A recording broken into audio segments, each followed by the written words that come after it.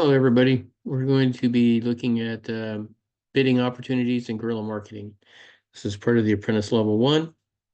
It's essentially where to find our projects that we can bid on and that type of thing. So without further ado, let's get on to it. I'm going to share my screen. We'll go right to here. And here we are. All right. All right. So what you see before you is essentially just a bracket plan. It talks about guerrilla marketing and bidding opportunities. So we're going to talk just briefly about compatriots for your first project. We've brought this up in multiple videos beforehand, and compatriots are anyone that you know and any of their friends that they know, and anyone in your neighborhood that you can talk to that might know you. The grocery store folks, anyone like that. So let's say you're an electrician and you're starting your own business. You've got your business cards or whatever. You go down to your local grocery store, 7-Eleven, whatever, and you say, hey, if you guys ever need any electrical services done, here's my card. I'm insured, licensed, insured, certified, whatever it is that you're selling. That's what you present. And you do it in your local community. You do the same thing with your compatriots. So your friends, give them a few cards, ask them to hand them out. Family, same thing, hand them out.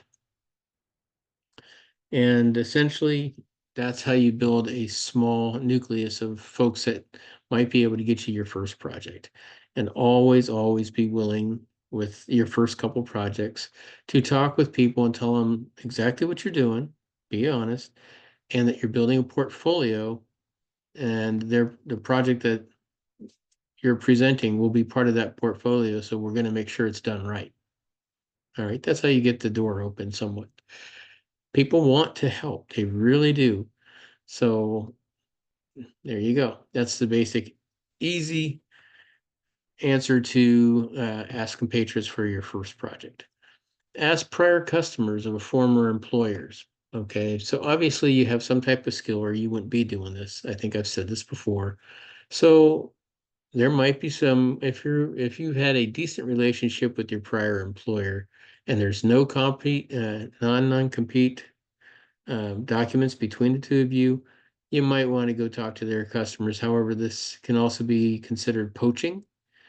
So be careful on what you're doing. Let's say you worked for a big general contractor, okay, and they built huge buildings and whatnot. You were part of the build out.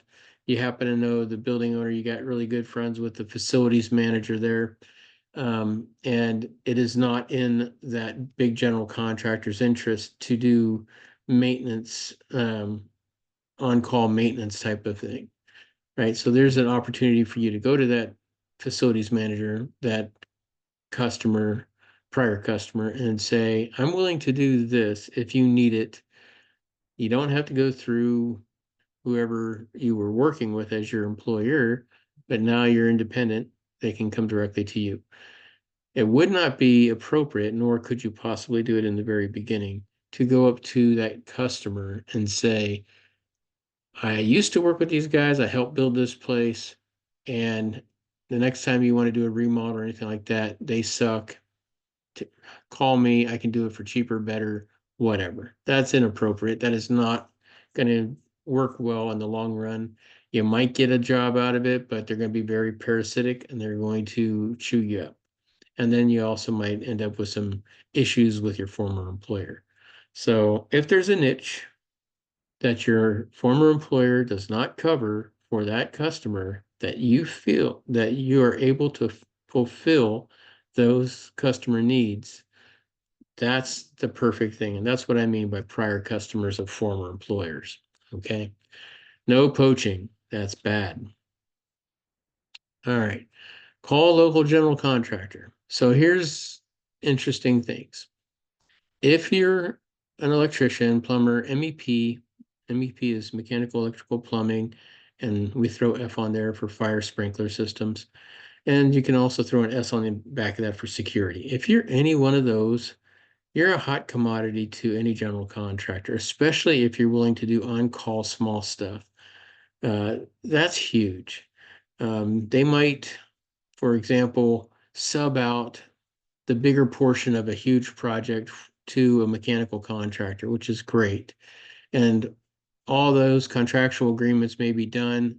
The demobilization of that MEP contractor is done. They're doing cleanup. They find some other very minor thing that needs to be done electrically. Yes, sometimes they will call back the MEP. Sometimes it's so minor that it doesn't make sense. So they would definitely be able to put you in the pool and call you for something like that. They also might, as they're looking at other projects, they'll put you on their list for bidding and subcontracting. So that's very important. And we're going to show you how to go and actually look at general contractors' websites, talk to their estimating personnel, and also uh, have the confidence to talk to them directly because, frankly, they want to have a good pool of contractors that they can call based on the situation and circumstance that they're involved with. If their project needs someone that is a two-man team and you're a two-man team and they don't have to pay huge overheads that they would have to cover on large man teams, they may consider that. If they're non-union, uh, that might be then there's no issue. If they are a union general contractor, then they're obligated in a lot of cases that they have to hire a union. But if you're a specialty type of contractor where let's say you just do roll up garage doors, for example. All right. I don't know what you're doing, so I'm going to use that as an example. That's a specialty item. And the general contractor, even if they're union, can at that point hire you. And for the most part, there's very little problem with doing that. They just have to make sure that they pay you and they follow some rules. But frankly, that's very legitimate reason. It's a specialty type of thing. So if you're finding a niche, let's say you're going to be a aquarium contractor and you're the only one in the industry or in this region that can do that particular type of thing, 5-inch acrylic walls or whatever it is, then it doesn't matter if you're union or not because it's a specialty and most union companies don't deal with those specialties. It doesn't make a whole lot of financial sense in the early on to do that. So it's all business decision on that side. So don't be afraid to talk to union GCs. They'll tell you straight up, I can't use you here, I can use you there, or I can't use you at all. Okay, so there's that. They'll be honest and they don't care one way or the other. They're not in any way insensitive to new contractors trying to get started. And then if you're an independent, say you're a self-performing operator or whatever, that might be something that they can consider hiring you on for as well. Or they might be able to hand you off to a friend of theirs. So that's how that works. And that's all part of guerrilla marketing. And then we talk to retailers. Like I said, you go down to your grocery stores, your any building that's in your area, whether it's a warehouse, a retail store, a wholesale market, a fish market, anything like that, there's always going to be some maintenance needs. And anymore, the facilities managers are subbing out quite a bit of that work because they have a lean crew and they're only doing what's necessary, but there's always stuff to do. So very often when I talk to a facilities manager, we get quite a bit of work from them. So that's what I mean by talk to realtors. But we're going to talk about this in detail. I'm going to switch over to essentially,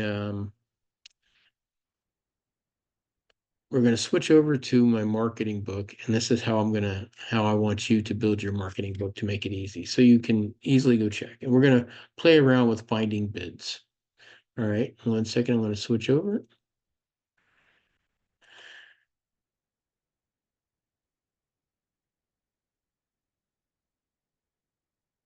All right. Now what you're seeing here, get this out of the way so I can do the job. All right, under marketing tab, I just basically threw this together. This is your typical spreadsheet. I've done it a million times with you now, or not a million, but a few times with you on these um, classes. But essentially, we have bidding opportunities. Where can we find them? We can do the guerrilla marketing like we just talked about, the compatriots, prior customers or former employers, your local GCs, and local realtors. Okay, so that's what that is right here. Boom, boom, boom. Got it? And then there's websites that you can go for each of the municipalities. So whether or not you want to work as a full-time in a municipality or in a public works project, it does make good sense to check them out. Okay. So some are commercial plan centers. So these are all the free, excuse me, these are some of the free sites. I'm just threw a few of them on there. I can give you an idea just how many there are. On my list, there's over 60 different sites that I have at my, uh, if I want to go through and take a look at all of them, but I use some paid sites that cover all of it. So I don't generally mess with it too much.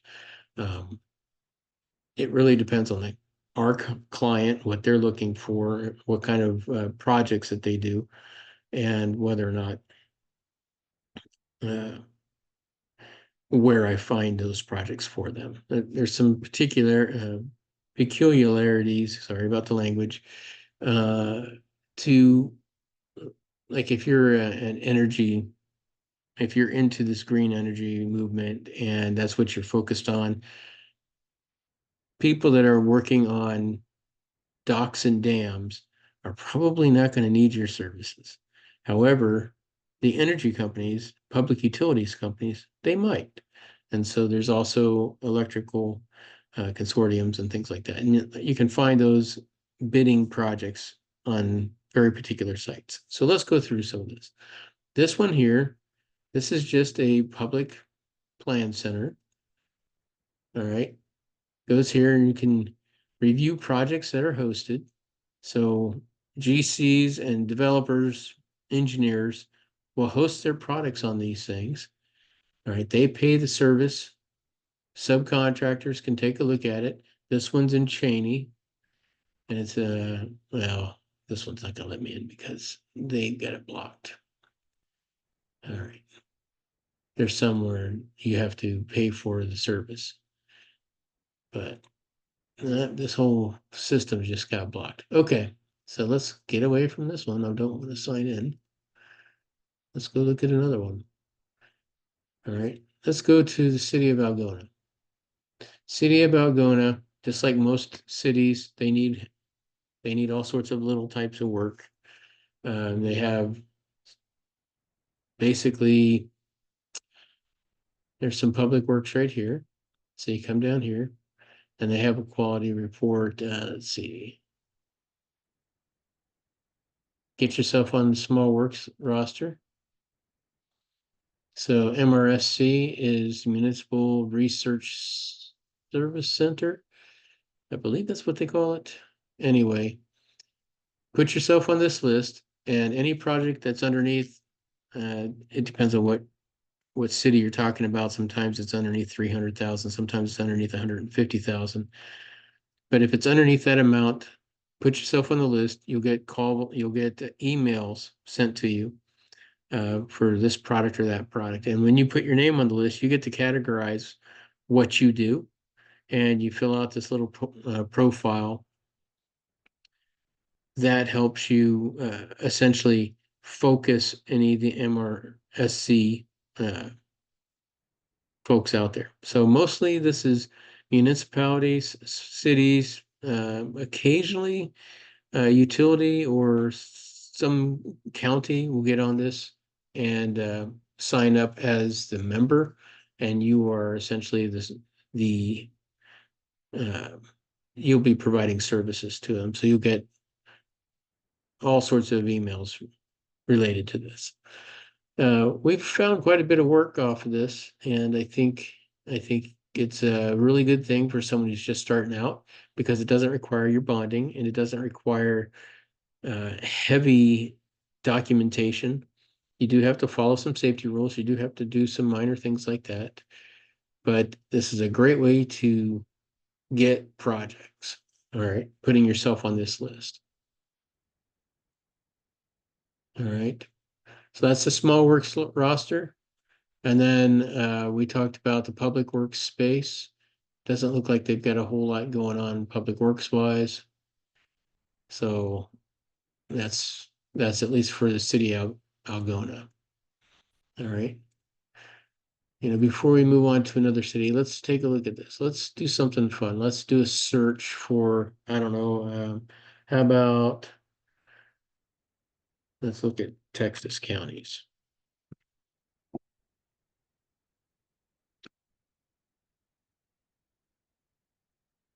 All right.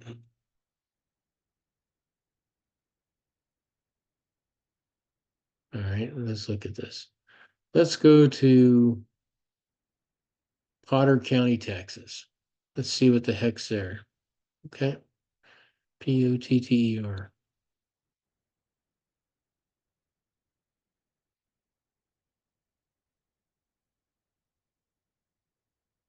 Potter County, Texas. Let's go to their website. Potter County homepage. All right, that's Potter County. You look up, you try to find the public works. So it's either working with the government.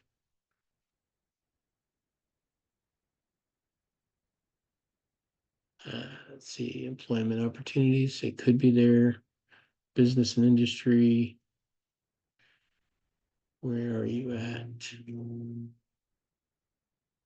Let's take a look. Let's see if it's under business and industry.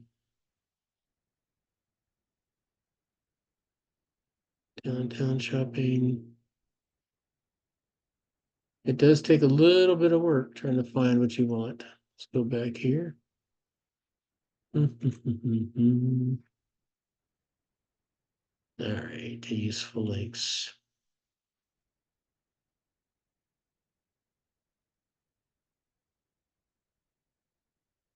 Bid opportunities right there. How to do business with Potter County. Purchasing agency, view bid opportunities. So they use this portal. Here's a past work. So you can take a look at some of these. You want to, let's say you're a plumber, you want to take a look. So this format, what you see here, this is a bonfire format. So what has happened and what the most recent things are going on is the municipalities across the United States, not only are they using the MSRC, but I think MSRC either got purchased by it or have made some type of agreement um, with Bonfire. And Bonfire provides this format, whereas the MSRC is a I was just showing it to you. It's where you apply to get information from local utilities. Okay, so you can go to that utility, you find it on site, you click on that MSRC, you add that to your MSRC areas. So if you're in Potter County, for example, you'd put Potter County down in your MSRC, and you get emails about Potter County. Once you find, let's say you get an email from Potter County, you click on it, and it'll take you to a bonfire cover page. So you log in or you register, and you should register because that means you're going to do business in this county. And then you get to take a look at the projects. Okay, so here we're going to look at the view award. This was awarded, tells you who it was, David's Quality Contracting Plumbing Service. Okay. Sometimes it'll tell you how much the award was for. Not always. It all depends on what the what they what the municipality, what their rules are. Some won't show you anything like Ports of Seattle. They're not going to show you the prices. There are some that won't even allow you to open a bid in public. So what they'll do is they'll just decide behind the scenes without a challenge who they're going to pick. It could be the third most expensive company if they've worked with them. It could also be essentially the low bidder. So, but you never know because it's not a public bid.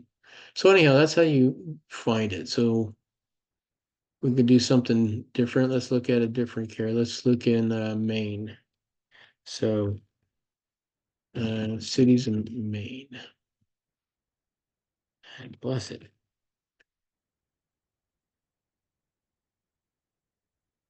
All right.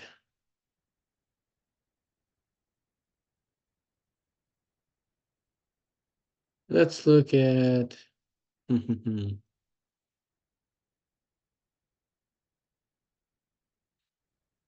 Portland, Maine. What the heck? Okay, let's go to Portland, Maine. Is it up here? No, they don't have a direct link, so I'm going to just type it in.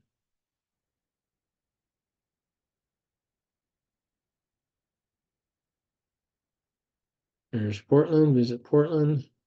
You did. Oops, that's the .com. So be careful on this.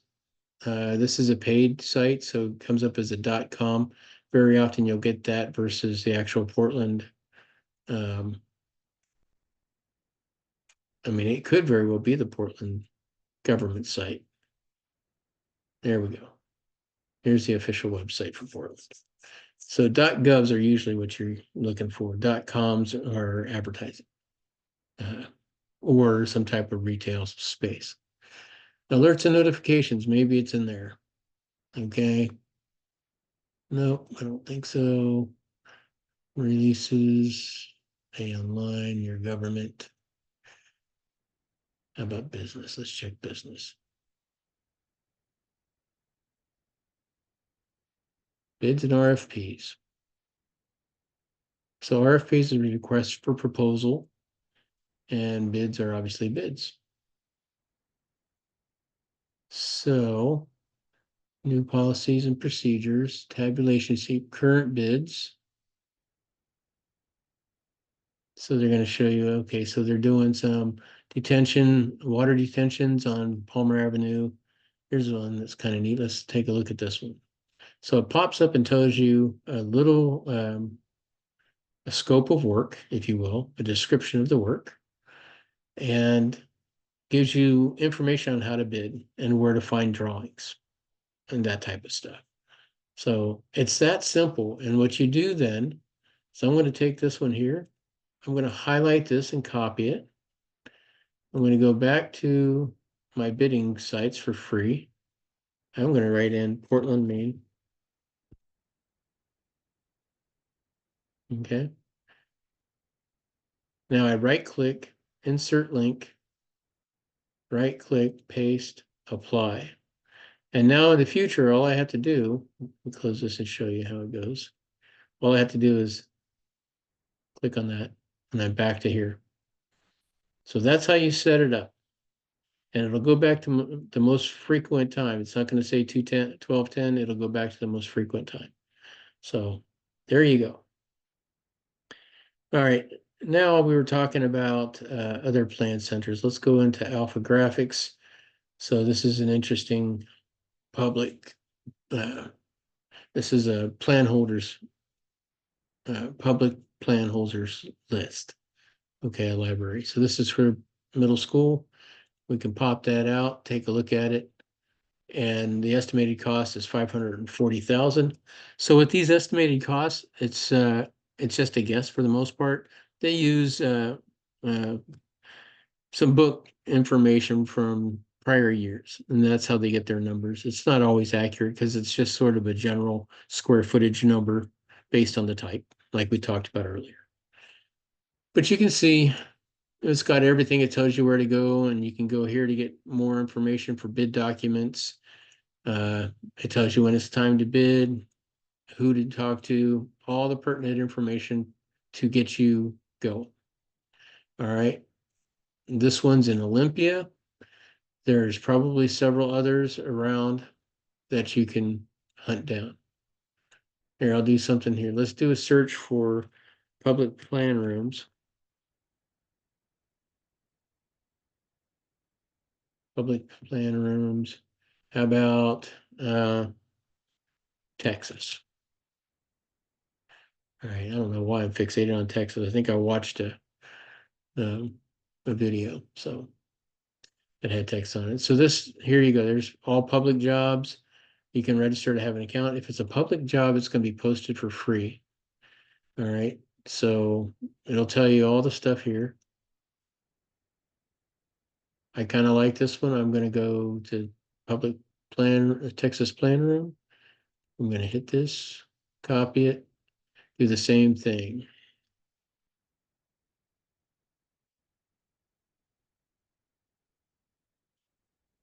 Okay. Right click, insert link, right click, paste, apply. There, now it's there where I need it.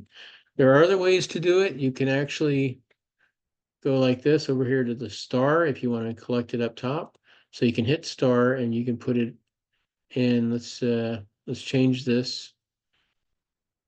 Let's call this let's add a new folder to the bookmark bar, and we're going to say plan rooms. Okay, so there you go, and you save that and you save it to plan rooms. So let's show the public bar here. I believe, let's see.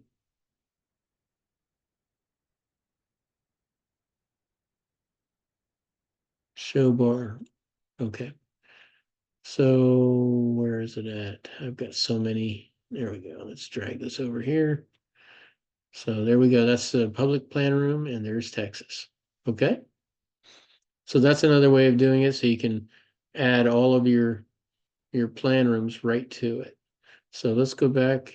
Let's see, what else did I have?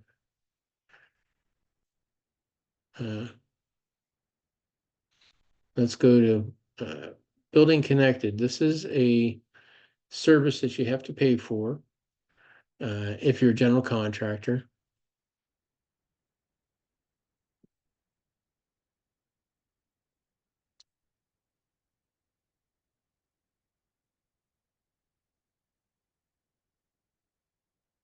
I don't know if that's the right number. Yep, it is.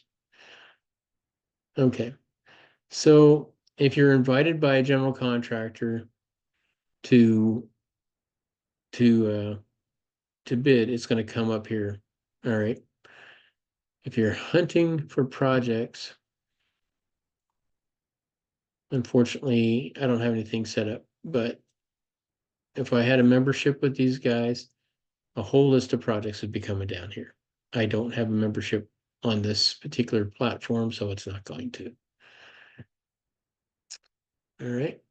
But that's another one. That's a little paid service. Unless someone's inviting you as a subcontractor, then it's not a paid service. Then if you're DES, so if you're not DES, if you're a small contractor, some of your local communities, your state will have development sites. So for small contractors. So this is electronic bid opportunities here in Washington. This is the Department of Enterprise Services. So they're trying to help businesses grow. And they get all these things. And this should be everyone that's in your community. All your public bids are right here. Okay. So like the housing authority. So if you're just starting out, and of course you got to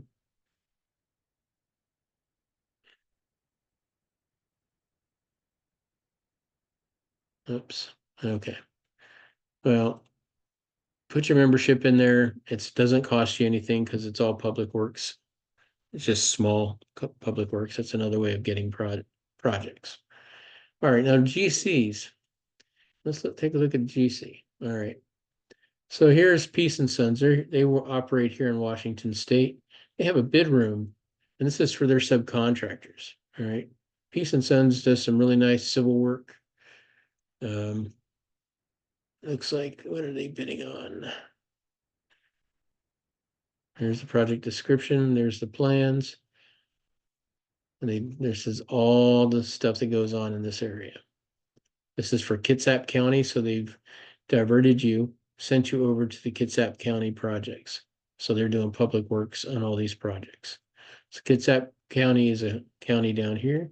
I kind of like to save that, so I copy it, jump over here, type in Kitsap County, yeah, without misspelling it. And once again, I think you're starting to get the idea now, right? Okay. And so you build out this list. If you want to add more, you can highlight 3, right click, insert 3 rows below. All right.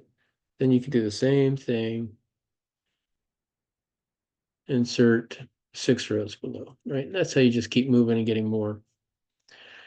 All right, I don't want to keep going down the line, but let's try to find a GC. Let's go here and let's see. I don't know. Let's go with Clark. Clark's a pretty big.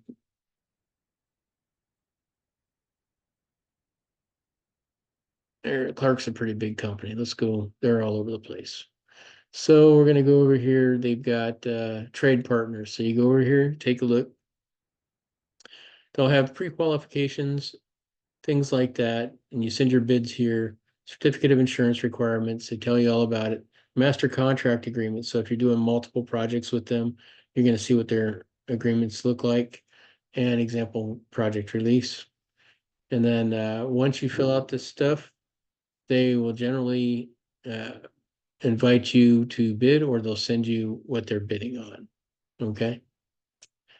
So you can, once again, highlight this, save it, do your normal thing. All right. UW. So any college next to you is a prime target for maintenance and for small projects. So UW, they have all these listed projects. Some of them are pretty sizable, some of them are not. And you have to go through and see what fits your market, your abilities.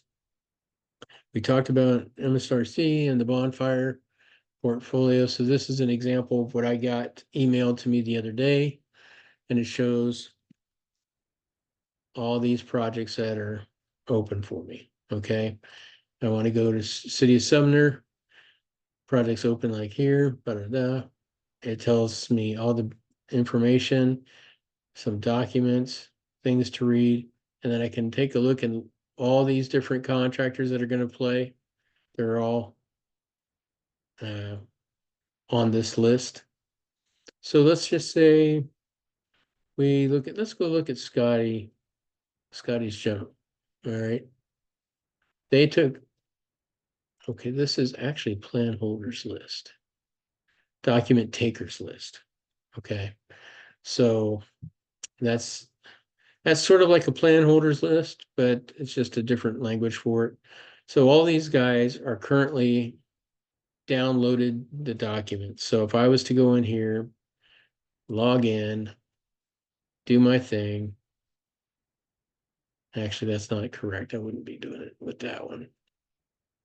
I'd be doing it with, so I don't, Builders Flux does not have an agreement with MRSC because we're a consultant. One of my clients has that. And so that's where that link came from.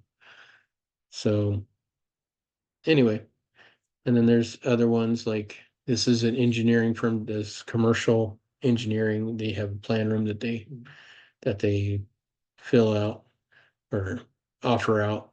So these are mainly their projects that they're bidding on. Most of them are, so for example, Gray and Osborne. They typically work with municipalities to develop plans, and then they put their plans up on this website. You get all the information that you need to bid on the project. So all the specs, the pre-bid information, agendas. You can sign yourself onto it, get your name on the plan holders list. And what they do is they allow you to get on as a subcontractor, a consultant, a vendor, or a general contractor. So you set yourself up and you register. That's how you register, this little green button over here. I like using them. We've gotten some work out of that. We talked about this. Okay, now for the paid sites, Blue Book. If you're a subcontractor, you want to get in the Blue Book network, especially if you're non-union, because quite a few projects come out of this for subcontractors. A general contractor or a building owner or a facilities manager will go through Blue Book and take a look at what subs are out there. They'll do a basic search. It's a pretty good program. We don't subscribe to it because there's only so many to subscribe to. And it costs money each time. So Plan Center here in Washington State, this is the Daily Journal of Commerce's Plan Center. And this is all the projects that they have. Where it says free, those are public works projects that are available to all, and they are required to offer it for free. And that's why it says free. Everything else, if you want to click on it and see what it is, you have to pay for the subscription. But here we go. This is in their format. See, this one's actually linked to Builders Exchange of Washington. I happen to know this because I use Builders Exchange. So, yeah, but anyhow, shows you who the plan holders are. These are either your competitors or the people that you're sending your, see, there's Lamb Contracting, that's one of ours. Sending your information to. So if you're an electrician, you're going to find out, you got all the addresses right here. You're going to submit your bids to these guys, every single one of them, with your price on it. All right. Now, some people do have a tendency to say, if they've worked with HB Hansen, for example, and they really love them, it's a great relationship. Let's say they want to give them a discount, so they give them a 10% discount. They give everybody else their normal straight price, but they give Hansen a 10% discount. That Hansen might win because of that little 10% discount, and that guarantees you work. It's not always the best avenue, but it's a business decision you will have to make. I personally don't like doing that because things go wrong. And if you don't give them your real price and then you discount it, you might end up eating it. And that is a business decision. And maybe it's a good decision, but that's yours to make. Anyway, I'm going to use this anyhow while we're here. I'm going to pick up quick highlight, which shows you the plans. So you can look at the plans nice and easy. It's actually a very nice system. It's expensive, but if you go to Builders Exchange of Washington, for example, we're going to go to there next. Okay. Builders Exchange of Washington. They have the most comprehensive, as far as I can tell, we've used quite a few sites, but as far as I can tell, for Washington State, Montana, and Idaho, they also have Alaska in there. They have Oregon as well for public works types of stuff. They do add those up. We are members of it, and I can tell you that there's so many projects on there. It really gets to a point. And the nice thing is you can take a quick look at it and you can select whether or not you're going to bid on it or whether you are going to bid on it. And that'll help you process through all the different projects. There's some search features, but that's mostly it. I'm going to jump onto the public site. So the posted sites are the public works areas. Okay. And they go by city, municipality, all the way down through. So this is another way of gaining quite a bit of knowledge. These guys really spend a lot of time getting, let's take a look at Grays Harbor, see what projects they're bidding on. No, so Grays Harbor is not. How about Fort Campbell? They are bidding on this one. Okay, so this is a $4 million to $5 million project, something like that. These were the bids that were received. So the apparent low bidder is Pacific Civil Infrastructure. They are a very good company out here. Actually, all three of them are very good companies, but Pacific Civil and Infrastructure, we are in constant competition with them, but they're much, much bigger than any of my clients. So, but every once in a while we offer a price out to them, but generally they self-perform. But it gives you all the information about it. It was a 3/4 mile paved separated trail, on and on. Just to give you an idea, they have so much information in their non-paid site in the public works site. Um, so they even do the Department of Natural Resources. All these projects are coming up to bid. Here's a nice 38,000 for a simple energy upgrade in the residences that are owned by Grays Harbor. Okay, let's take a quick look real quick. And we take a look at it, $38,000. All right. They are, what are they doing here? That's the project area. Okay, it's a residence. There's the spec. And we'll go into more detail on how to read specs. So I know we've talked about the double zeros already, but you can go through and see drawings. It is, they prefer to have WMBE, which is Minority Woman Business Entity here in Washington. I'm not exactly sure what it is where you're at. And it is provide all the labor's equipment permits to upgrade an energy efficiency of one residential by air sealing, insulating, and installing a ductless heat pump system at the department's Mayer Brothers hatchery. All right, so you'll see quite a bit of this, these types of prices uh, all over these websites, because frankly, in Washington State, many of our uh, departments own buildings. So even our port authorities own a ton of residential properties here. And so when they do that for a very good reason, we can go into that in a different type of discussion. Feel free to email me, Mark at buildersflux.com, and ask the question. But essentially, you'll see a ton of this. So if this is the area that you're working in, there's only usually one or two bidders that bid on this. And if you're able to hit somewhere close within, I don't know, 20% high or low of this, you're pretty likely to get the job. There's only one or two of you that are going to go after it. And so this is a great place to find work, and you keep yourself busy while you're marketing the rest of it. All right, but the biggest thing to do is keep track of everything, right? Um, I'm going to do it like this. I'm going to group it so I can close it.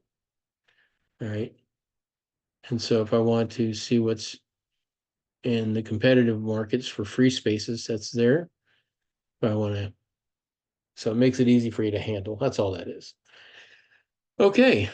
I think that covers that. We talked about general contractors.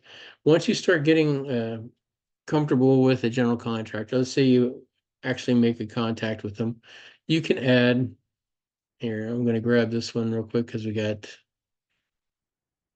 let's grab Peace and Sons. So I'm going to copy Peace and Sons, copy, I'm going to go over here, paste. So there's Peace and Sons. Point of contact, I don't know, Greta T. How about that for some fun? All right, and the phone, who knows? 1, 2, 3, 4. There you go. And then you can put an address in there. You might want to have a note. I always like to have a note. Um, that's bypass systems. Shit. Systems on uh, Vancouver is land uh, elementary.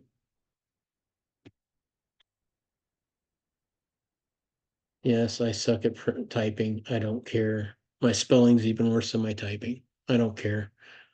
As long as I can get projects down. All right. Potential customers, this comes from your uh, compatriots and your prior customers of former employers.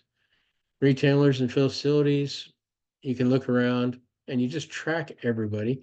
You do want to know what kind of building type it is and add another note, and it's just basically tracking. And the reason why you do this is so that you can call back. So there's a lot of times where you have to fill out some paperwork to get approved, or that you might have to jump through some hoops, like join INS for their safety qualifications. All right. And you join that, you spend what, $300, and you've joined that. And now all your paperwork is up. All these folks have to do is give you a phone call. You come down, you do the work. So there's a process, but you want to make sure you keep contact with everybody with notes so that you can build relationships. The notes are to help you remember what you were talking about with them the last time, or her, and anything that's pertinent, just basic journaling. So that I build a book like this, and I call it Apprentice One. You don't have to call it Apprentice One, but it's marketing. It's your marketing book, and you can keep track of that. You're able to hand this off as you grow to your next estimators and folks, and they can process it through. You can even have your office manager in downtime go through and pick out selected projects for you. It's it's a fantastic tool to get things started and to get your marketing done. So I think I've covered just about everything you need covered. And we're going to stop the share now. And we're going to end it here, and we'll start a different one at some point.